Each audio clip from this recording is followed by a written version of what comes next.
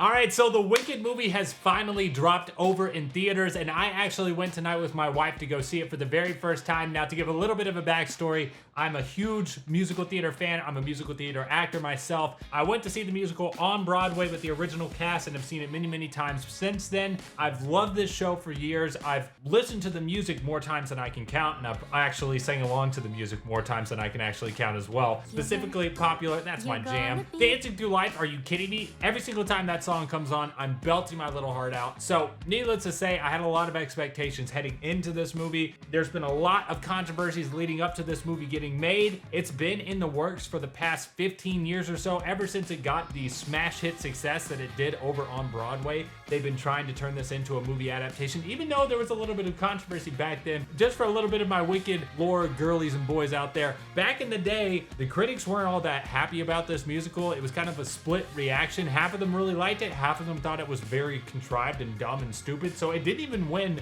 Best New Musical at the Tonys. So the fact that it became that to one of the longest running shows on Broadway is absolute insanity. So I've loved every little bit about this show. I've loved the changes they've made. I've loved the consistency. I've loved the different cast members. I've loved the drama behind the scenes. I think that it is just a fascinating story from start to finish. My father always said this. It's basically if you take The Wizard of Oz and then you turn the curtains over and you see, oh, this is actually what was going on to lead up to this movie. This review is going to be primarily no spoilers. I will give you all plenty of advance time whenever the spoilers are going to kick in when I want to talk about some more specific things. For the majority of this video, you do not have to worry whatsoever. This is just going to be my thoughts and opinions of what I thought about the movie after getting to see it, after having all these expectations for 15 years. Sit down, grab a snack, and let's just talk about the Wicked movie. What did I think about it? I absolutely loved this adaptation. The fact that we got John M. Chu to direct this movie, who was coming off of Crazy Rich Asians,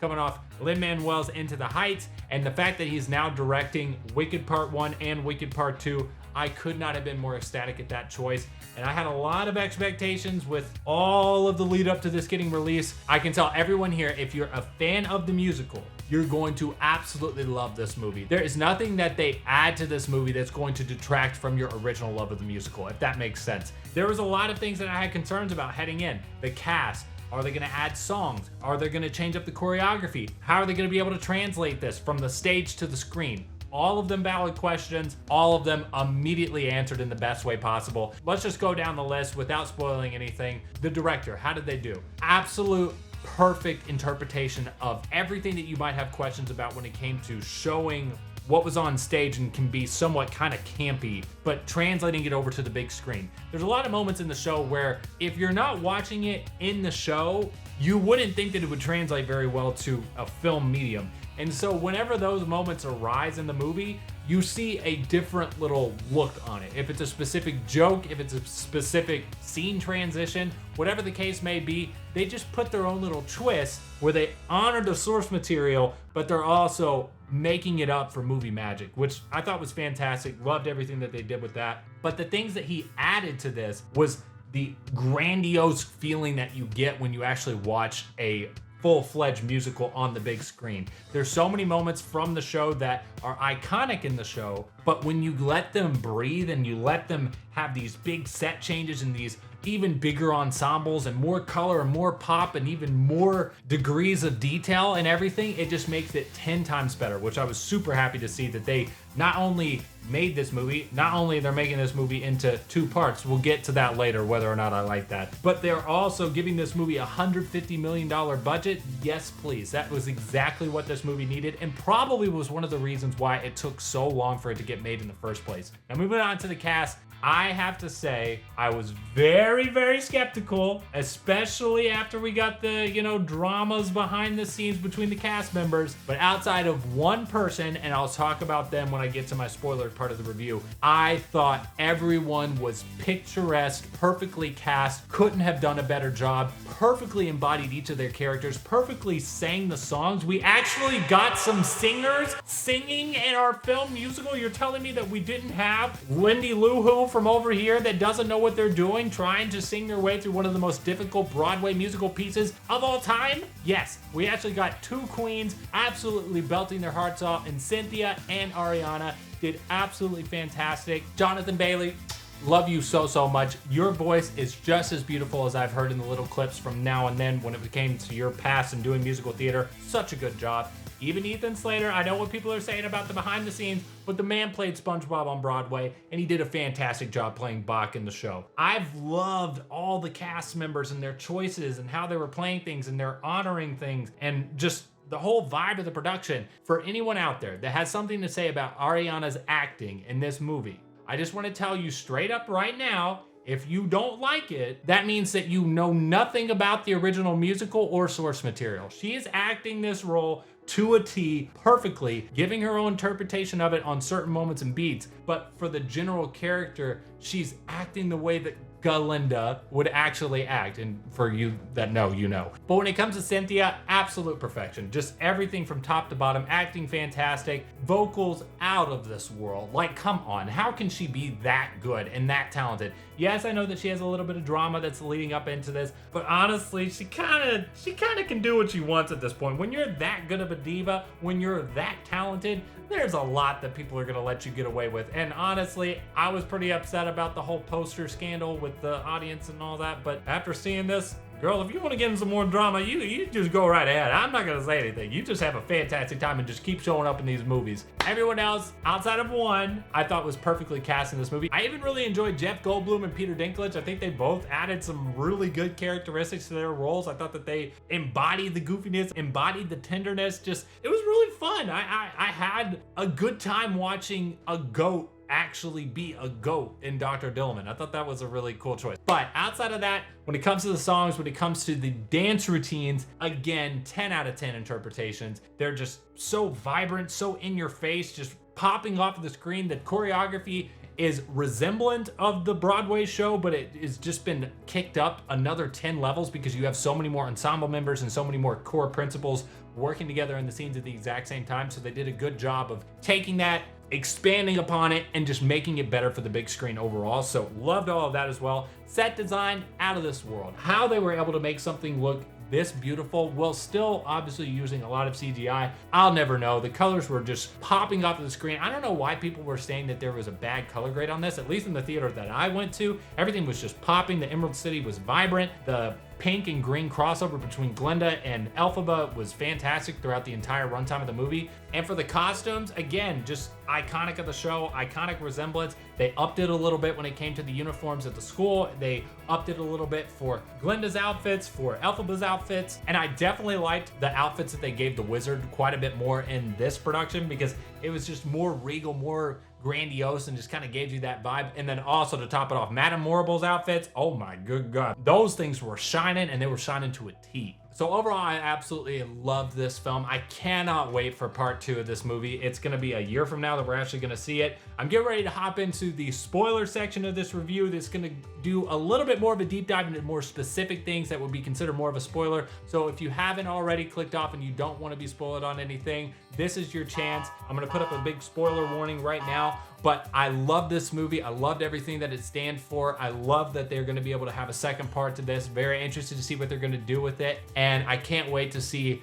how good the rest of the show is gonna sound once it comes out in theaters a year from now. But heading on into the spoiler part of this review, let me just start off with the thing that I was trying to hop around a little bit more about the casting, who I wasn't the biggest fan of. Michelle Yeoh as Madame Morrible. I love her as an actress. I think that Everything Everywhere All at Once is one of the best movies that I've seen in the past 15, 20 years. But her in this role, I don't know how to fully describe it, but I don't think that she is a traditional singer.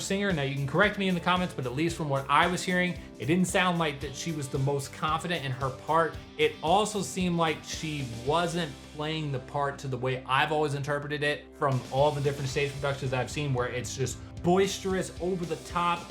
It's kind of like a Professor Umbridge meets Rita Skeeter over in Harry Potter. That sort of vibe. It's just encouraging at one moment to extremely manipulative the next one. And it's not always this constant state of just passive aggressiveness that I was kind of getting from her throughout the entire movie. And also with the singing, not that strong. It wasn't bad, but it just wasn't as strong as I was hoping for, because Madame Morrible, especially in the second act, has some pretty big songs that she has to be able to sing and some pretty big shoes that she has to be able to fill. I think she did a better job once we got towards the end of the movie, once the reveal was made that the wizard is not who he said he was, and that Elphaba is upset because the wizard is trying to entrap animals instead of setting them free. So I think that element was better because she was starting to show a little bit more aggressiveness, but all the lead up until then, it just is not the Madame Morrible that I was used to. Outside of that, I think that all of the casting choices were absolutely fantastic, and I think they all did a fantastic job throughout the runtime of the show. Now, to get more specifically into the songs and get into the music of everything, I was amazed at how well all these songs translated over to the big screen. The big standouts, Dancing Through Life, that was one of the most creative sequences that I've seen to not only take the original source material, but then crank it up to an 11. They did this kind of acrobatic library scene where they were running through bookshelves and they were dancing and jumping between ladders. It was just so creative, and it was nothing that I'd ever thought of. When the song started, I was kind of a little concerned because it wasn't the strongest start, but then as it kept on going, man, they just added to it. They made it bigger, they made it better. And then to even jump off of that, they headed over to the Oz Does Ballroom, which I was very much looking forward to because this could be done so well or so poorly, and I'm happy to say they did a fantastic job with that too. They just had it kind of in this weird like ice lounge. I'm not gonna say because of the penguin, but it was kind of like the iceberg lounge where it was really dark and mysterious, but they had the bubbles from up top from the ice sculpture freezing over, and the whole sequence of Elphaba just coming into the scene and just being completely vulnerable with everyone there, and the famous line of, "Oh, I'll say this much for her, she doesn't give a rat's about what anyone else thinks." Ariana Grande, as Glenda comes in and says, "She does, she just doesn't want you to see it." And I'm like, oh my goodness gracious, heads in there, finally builds up the friendship that we were looking forward to. It's just so good. They did all the big moments so well. The only minor critique I'll say on the songs is kind of what I was saying about Dancing Through Life. The startup, the intro, the build to some of them, not always the strongest. I felt like the initial song, which is not necessarily the strongest song in the show, is not really what you were hoping to like really kickstart this big crazy Broadway musical on the big screen. But then as they get rolling, it's kind of like the steamball that could. It's just never going to stop. It just gets better and better and better as you go along. But I have to give another shout out to a standout, The Wizard and I. Cynthia, good God, girl, you are just too damn talented. That was one of the rare times in theaters that at the end of that song, if you know the song, it just belts out and it's just this big grandiose moment. I wanted to get up and start clapping. I was just literally next to my wife and I was like, oh my gosh, can I snap? Can I clap? What can I do in this moment? For everything else in the movie, I thought it translated perfectly. I like the little additions that they did when it came to giving a little more backstory to Elphaba as a child, and I think they added in a little scene between her and some kids that were picking on her sister, Nessa Rose, and she comes up and she uses her magic to shoo them away. That was a nice addition that they tied in later into the Defying Gravity moment, which was amazing, of course, and we'll get into that in a minute. But then the only other thing that I loved and also wasn't sure about at the exact same time was the cameo surprise of having Idina Menzel, Kristen Chenoweth. They popped up to have a song that was not in the original musical, and it was just kind of telling the story of Oz from old. And when they came on the screen, I lost it. It was such a good moment. The only thing that I don't know if I wanted was Idina gave out her Defying Gravity riff, which we all know from the iconic soundtrack. So I was like, you know what, this is great, this is amazing, but also we got to move on. We're gonna get back to the two main stars, Cynthia, Ariana. And again, the rapport between those two throughout the entire movie was amazing, especially in Popular. Popular was done absolutely 10 out of 10, better than I could have ever imagined. Ariana being let loose and being able to do what she does and embodying that role the way that she did blew my mind. Was just exactly what I could have wanted and exactly what I could have hoped for. Now, as we progress towards the end of the movie, we got to the Defying Gravity moment. I was getting a little nervous. I'm like, oh boy, this is it. They're gonna have to stick this landing. This is a big moment for the film. Are they gonna be able to handle this big, defying, incredible stunt? I almost said gravity there, but I'm not gonna be that cheesy. And another concern that I had was in the show, they show her flying and they have this big cape that's draping out around her. It's this really cool stage effect that they use. So I was wondering how they were gonna translate that, and the fact that they use the broom and they add the cloak, but as the song builds, it's like the cloak gets bigger and it gets grander, and it's just amazing to see as it comes to this big crescendo, and you know that it's about to be the end of the movie, and they kind of do a little cutaway to all the different actors and they're showing that final moments. of what's going to be building up into part 2. Such a good ending and such an amazing rendition. I don't think it's going to beat out Adina's at the end of the day because that version is just so iconic to me, but it's definitely getting added into the playlist for sure for me. And one other thing I want to touch on before we hop into talking about part 2 and what I expect out of that, the animals. I think they did a good job, especially with Peter Dinklage, just having it be an actual goat and not trying to make it this half human, half goat creature thing. I think it just worked better with this way. I liked his charisma throughout the film and loved him when he was getting taken away. It was really sad and really tragic, and it was such a sweet moment when he handed out his paw saying, hey, we're gonna be friends for the first time. As the movie progresses, it's almost like they kind of speed run through some of those plots. So again, if you're not the biggest fan of some of those plots from the original musical, it's not going to change in the movie, at least for part 1. It stays very consistent all the way through. But then once we get towards the end, when she's using the grimoire for the very first time and the monkey transformation scene, that was done so much better in this version than it was in the stage version. In the stage version, it's kind of like this gimmicky, and then they have this big reveal of all the monkeys on this chain link fence thing. But in this, when she gets the realization that, oh, I actually did this to all of them, it just hits way harder over here. And also, I have to say, before we hop into part 2, the chemistry between Jonathan Bailey and Cynthia, holy good God, I am excited for part 2. And since we're talking about it, let's hop right into it. Part 2 is famous for being the lesser half of the 2 acts in Wicked. So I'm hoping, at least for the movie version, that they're going to try to stretch it out a little bit more, maybe take a few more liberties in trying to tell this version of the story. Because if you even just look at the song list, there's 12 songs in Act 1. There's 19 songs total, which means they've almost got half of the songs to do in the second half of the show. So they're gonna have to stretch that out somehow. They're gonna either have to add songs or add context or add something to it to make this a little bit longer. Otherwise, we're gonna be seeing a 2-hour, 40-minute first one and an hour and a half second one, which I don't think they wanna do with how popular and much money they're gonna be able to make on a movie of this size. So I'm really excited to see what they're gonna do with it. I would say my predictions would be they'll probably try to flesh out more of the animal storyline that's going with it, because they don't really talk about the cruelty that's going on in the second half. If they also flesh out the love story between Elphaba and Fiyero, I wouldn't be mad at that either. And maybe even some of the resentment that Glinda has towards those two as they get closer and closer to each other. There's just a lot that they could do with it. And they could even go a little bit past the ending of the original film and maybe tie it into the Wizard of Oz and do all that storyline as well, which I would love to see. I am so excited. The second film, it's going to be such a good time. John M. Chu, you are an absolute legend.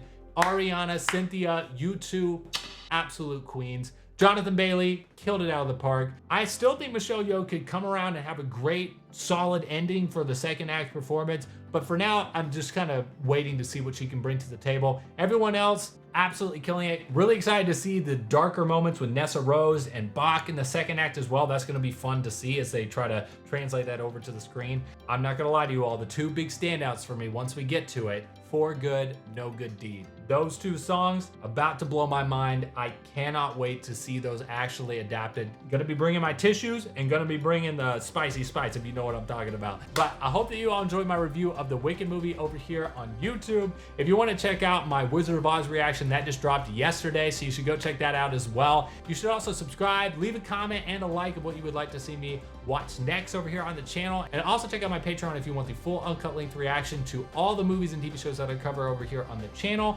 and all the Patreon exclusives and anime exclusives that I cover on my Anime in Depth channel, which you should also check out as well. Don't forget to check me out on my Twitch if you want to see me react to stuff live, play games with my friends. It's a good time. Besides all that, I will Wicked Part 1 you all in another one.